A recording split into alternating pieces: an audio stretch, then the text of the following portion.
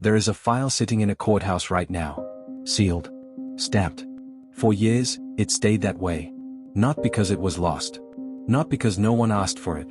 But because someone, somewhere, decided what was inside was too dangerous to be seen. Now imagine this. It's 2 in the morning. You're sitting alone in your apartment. The internet has found a document everyone suddenly cares about. You start reading. Page 10. Page 20. Page 40. And then your hands go cold. Because what you're looking at isn't a conspiracy theory. It's a list of names. Real names. Names you've heard on television. In campaign speeches. In award shows. Names tied to charities, universities, and powerful institutions.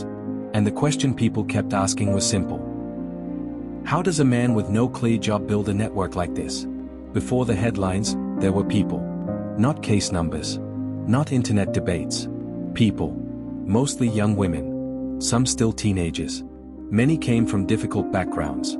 An offer of help looked like opportunity, not danger. The system worked because it looked legitimate. A trusted introduction. A friendly conversation. A chance to meet powerful people. The danger didn't appear all at once. It never does. On paper, Jeffrey Epstein was a mystery. No verified fortune. No confirmed financial empire. No clear explanation for his wealth. And yet the houses existed. The private jet existed. The private island existed. So did the connections. Politicians. Billionaires. Scientists. Celebrities. What looked like social climbing was something else entirely. It was strategy.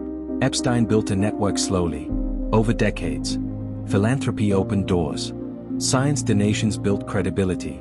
Elite social circles provided protection. Because Epstein understood something important. The most powerful shield in the world isn't money. It's reputation. Powerful people avoid scandal at all costs. And Epstein used that reluctance as protection. Then there were the flight logs. Nothing dramatic. Just records. Dates. Flights. Passenger names. The kind of documents that normally sit unnoticed in aviation records. But these logs would become some of the most studied documents in modern history. And here's the strange part. Parts of those logs had been publicly available since 2015. They weren't hidden. They were simply ignored. That wasn't a conspiracy. It was a choice.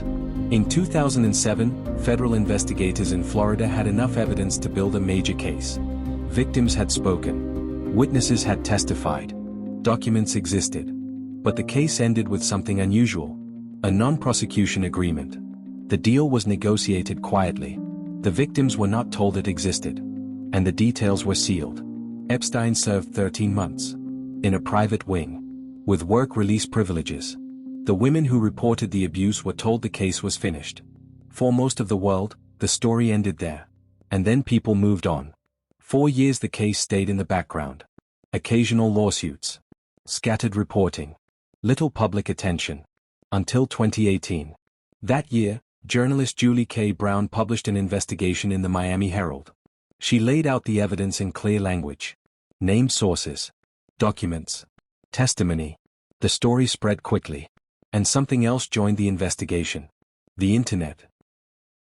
Thousands of people began examining the documents. Court filings. Corporate records. Flight logs. Within hours of new information appearing, people were building timelines and connecting details. Some of it was reckless. Some accusations were wrong. But some of it was accurate. Sometimes the crowd found connections before major media outlets did. Which raised an uncomfortable question. The institutions had the resources. They had the authority. So why hadn't they pushed harder before? In 2019, federal prosecutors in New York brought new charges. Human trafficking. Conspiracy. The case was finally moving toward a trial. For the first time, Epstein might have had to answer questions in court. Then, on August 10, 2019, Jeffrey Epstein was found dead in his cell. The official ruling was suicide. But the circumstances raised immediate questions. Security cameras malfunctioned. 2 guards failed to check on him for hours. Both later admitted falsifying records. Some experts agreed with the suicide ruling. Others disputed it. To this day, the exact circumstances remain heavily debated. But in many ways, the outcome was the same. The central figure in the case was gone before the trial began. And many questions were never answered. The legal story didn't end there. In 2020, Ghislaine Maxwell was arrested. She had been a close associate of Epstein for years. In 2021, she was convicted of helping recruit and abuse underage girls. She is now serving a 20-year federal prison sentence. Civil lawsuits followed. Some victims received settlements. Some institutions faced consequences. But many questions about the broader network remain unresolved. And this is the part that matters most. Epstein didn't operate in darkness. The houses had staff. The planes had pilots. The island had workers. The events were photographed. Donations were public. Relationships were visible. This wasn't hidden in shadows. It happened in plain sight. Which leaves one final question. Not how he did it, but who saw it, and chose to look away. The files are public now. The evidence exists. The stories are recorded. What remains uncertain is something else.